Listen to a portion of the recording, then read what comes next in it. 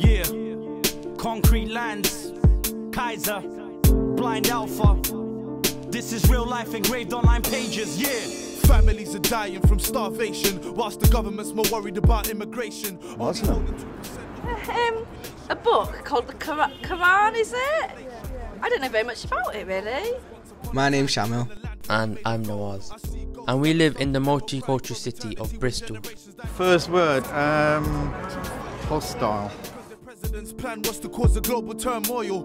Kids becoming Now, like all major cities, Bristol has had its share of bad press. I just didn't think that you would be like that. But surely it can't really be all that bad. War, fighting. I don't think that Islam is portrayed the way it should be. Strangeness that we just don't understand. We're just two normal 18-year-olds on a mission to explore Islamophobia. Oh yeah, and we're Muslims. In a separate incident, armed police have surrounded the East London Mosque in Whitechapel High Street. Have told residents stay indoors. Now what you see behind me is a very interesting painting. This is a Baptist church in Easton, where we're from, and what it shows is a very key image of diversity. What I find interesting about it is the integration it shows from different cultures and different religions. Like you see a Muslim woman there and John, which represents John the Baptist. What's even more remarkable is if you look across the road, there's a mosque, Eastern Jamia Masjid. And that's kind of remarkable because the two different religions right next to each other. And both the mosque and the church have been working together for around 10 years. And that's very key to the religions and of course the community. This can break stereotypes and it's always good to have them working together. And if this area can do this, why can't other areas? Right now me and Nawaz are in Barton Hill, east side of Bristol. We're with Rashid Mohammed, he lives in this area. So Rashid, what sort of things happened here? Well, there seems to be conflict between that pub and the mosque over there. Obviously the pub goers didn't like the fact that there was a mosque being built here. And I think they don't want that here to an extent. So what kind of things actually happened? Oh, for example, if you look over there, there's some boarded windows up there. Yeah. All of those were broken, literally during prayer. Then they throw rocks, scream at us, stuff like that. And then after prayer, they're all gone. We think there's nothing we could do. There was no cameras before, from here now. Do you honestly think it was the best idea to build a mosque next to a pub? From my personal opinion, I don't really think so, frankly, just because it is a pub. They might not like the religious structure here, but we didn't really have much choice. In the last month, we've recorded 20 hate crimes in Bristol that are related in some way to Islam. We record around 2 or 3 hate crimes every day. That definition of hate is any crime that is motivated by prejudice or hatred. We living in the brain of the beast where the rain doesn't cease. I think you would have to say that the reporting in the press of Islamophobia does not help. It gives a distorted view to a lot of people, which makes them feel uneasy and makes them feel unsafe. Right, the actual definition of Islamophobia is a prejudice against or hatred or fear of Muslims or Islam. And it's apparently come back from the 1980s. But it came to common usage after the 9/11 attacks. 9/11 attacks. And I would expect that would include stuff like the 7/7 attacks in London as well. The effect is people start judging the religion by the people in the religion, and what the religion should be judged for the religion itself. People do fear Muslims or do fear Islam, and I think it's mostly when they come to touch with something for the first time there is a bit of fear of the unknown. Do you think Muslims are to blame for the existence of Islamophobia? Sometimes I think Muslims should partly take the blame, either because they haven't set up the communication channels or not communicating with the wider community, and because the fear is there, so the Muslims have to take a step to either eradicate the fear or to educate the general public about what their beliefs are and what they do. Definitely.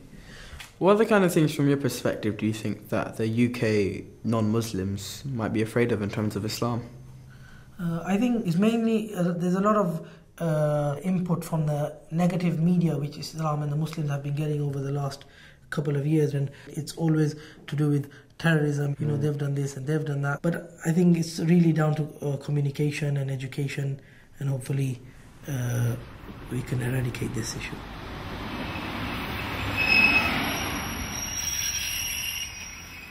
Right now, me and Nawaz are in Southmead. Last year, BBC Panorama showed part of Southmead to actually be pretty racist and pretty Islamophobic. An Asian couple move onto an estate in Britain. This is how they're welcomed. Oh, I've got a brick in the red now. No.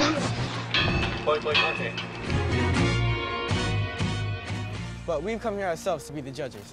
So right now, me and Nawaz in front of Southmead Youth Centre, and we're about to go in and interview some people our age, above and probably below. So let's go. Right, cool. My name's Shamil. My name's Nawaz. Now, in terms of the Panorama film that was filmed in Southmead, like, what are your thoughts and perspectives about it? Do you think, you know, it showed you guys accurately? My cousin was on there. Do you have any, like, comments on that? It was wrong and it ain't nice, and we get blamed for it as well, the rest of the family, and we're not all like him. So you think that's not representative? Okay, well, from our perspective, the news is portraying all Muslims to be sort of terrorists and just, you know, people are just a bit crazy. And I'm just hoping that people, like, you know, we're common in one way. You know, you guys aren't Islamophobic and we aren't terrorists. You know, we're both pressured by TV just saying that you guys are like this, but we aren't like that, and we need to get that word out. Yeah, but most people on TV or on the news, what's been caught for terrorism, it is people that look like you. Don't see a normal person just like us named as a terrorist.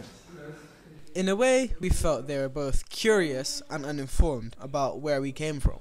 So me and Nawaz invited them to an upcoming gig by Muslim rap artist Muhammad Yahya.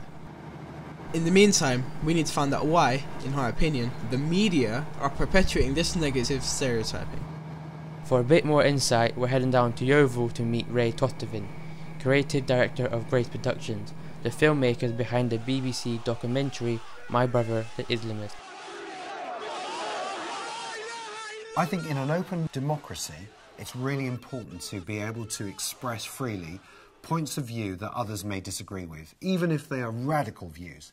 I think the most dangerous thing is when we say you can't say that in public, and those statements are then announced in private, where they can't be seen or scrutinised. Some people might say, why don't you create a programme about the religion of Islam in a good light? I'd like to think we have.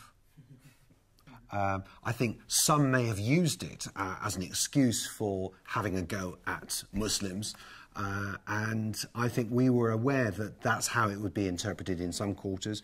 I mean, the English Defence League, for example. I think what we were conscious of was the need to make a distinction between the strongly held and passionately held views of ordinary Muslims and those with perhaps more of an extreme nature. But I wouldn't say that our film somehow has caused Islamophobia. I think actually the reverse. My name is Shamo and I work for Bristol Active Youth Service. And this is Muhammad Yahya. Round of applause, please. Thank you very, very much. Thank you. The first track I'm going to perform is basically called Legacy. Okay. From the depths of East Africa, I maneuver like a traveller, over drum patterns and instruments for non-puller, banter rapping troubadour, flying to your show. Alright guys, what do you think about the event? I thought you lot would be like different, listening to different music and that, but you're actually new like us and that. That's good to hear. Like, if there was something like this, would you guys come again? Yeah. Probably. It's good to hear, it's good to hear. When we set out on this journey in Bristol, quite honestly, we expected to face some sort of Islamophobia. Thankfully, that hasn't been the case. That's not to say that it doesn't exist at all, but it could be that we're just as guilty of stereotyping as the people we expected to meet. It's clear that the media plays a role in maintaining the ignorance that fuels Islamophobia, which we don't need. However, playing the blame game won't help anyone either.